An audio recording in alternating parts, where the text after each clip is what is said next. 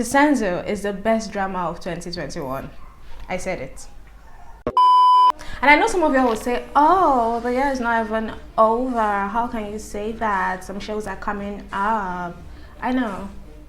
But the truth is, I don't care. This show is one of those shows that has excellent writing, good acting, and it's just almost perfect. And that is because of this guy, Pac, J, Bomb. I feel like writers are not given enough accolades as they should, and I don't know why, because the soul to every good movie, every good drama is its writing, and this guy nailed it. The show is just brilliant. I mean, its comedic element, the slight brutality, the subtle romance. It's a romantic comedy that doesn't need to rely on just its romantic scene to be good. Yes. First, let's talk about the plot. This drama centers around a mafian lawyer, Mr. Vincenzo Cassano, who fled from Italy to Korea in hopes to get his gold and gets caught up in a fight against a big company called Babel. He teams up with a group of friends and together they all fight for justice. Yay. I mean, the movie has its low points, like when Vincenzo was about to be killed by some bad guys and then guess who saved him? No, you didn't guess it. A bird.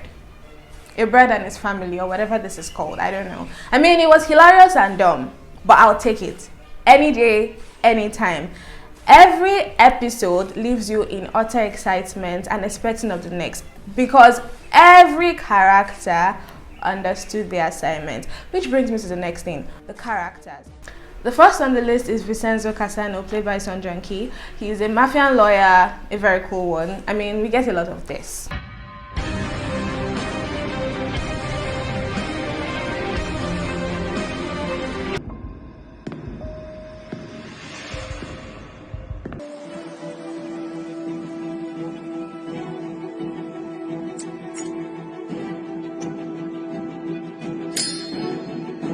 Yeah, he's the main protagonist of the show. Bear in mind, this guy is no superhero. He's just a bad guy that hates nonsense. He hates when bad people or people in power try to oppress the innocent ones. And his character was consistent from beginning to the end. There was no point where, because of his love interest, he decided to say, oh, I'm not going to be a mafian guy anymore, or I'm not going to torture people anymore, or I'm not going to look for my gold anymore. It just never happened, and we love him for that. Excellent writing, excellent acting. I mean, it's so jerky, so okay. Which brings me to his partner, Hong Chang-young, played by Jung Bin. From her very first screen time, I fell in love with this character. She's sassy, she's witty, she's confident about her job and about herself, and I love it. She throws every cliche female lead behavior into the bin. Young is introduced to us as a badass lawyer who works for a firm called Wusang, but ends up leaving the firm to work for her father's firm, only to fight some bad guys who are represented by her previous firm. I know it's a whole lot of plot twists, I got tired. But, you know, the character is really good. There's really nothing much to say about her. She's just good and she's a badass, period. Next we have Zhang Jin, who is played by Young, and this guy is the main villain of the show. And he's everything a villain needs to be. No backstory. He's just a bad guy who loves being evil, and I love it. Taeyeon was brilliant in this role. He's such a good actor. I mean, the Korean to English switches were just timely and done incredibly well. And then the relationship with his brother. Oh my God. Can we give it up for this guy again? Their relationship was so well written. I was just impressed, really. Speaking of relationships, let's talk about his brother, Jang Han-seo, who is played by Kwak Dong-yeon. Oh my God. I remember seeing this guy in It's Okay to Not Be Okay, and he got all the attention he needed to get in his, 20 to 30 minute screen time. He's such a promising and good actor, and he brought this character to life. He has to be one of my favorite characters, if not my favorite. If you don't like him, like, you crazy? Really?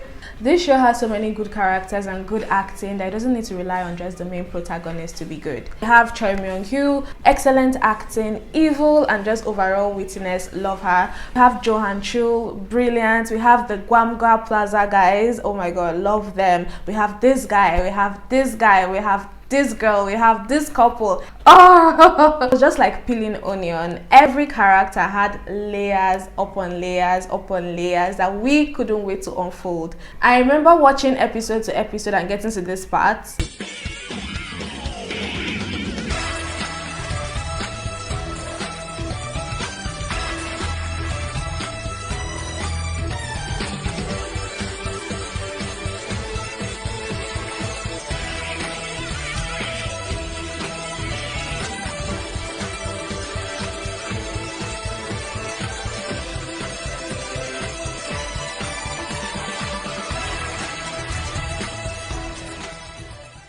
and I was so impressed.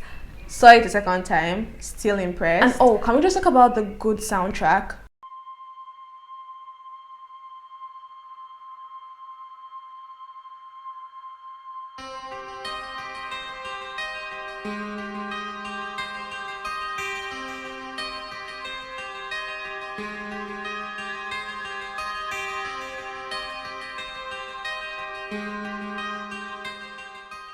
Oh, I said it at the beginning, I'll say it at the end. Vincenzo is hands down the best drama of 2021. Don't argue with me. Now go watch it.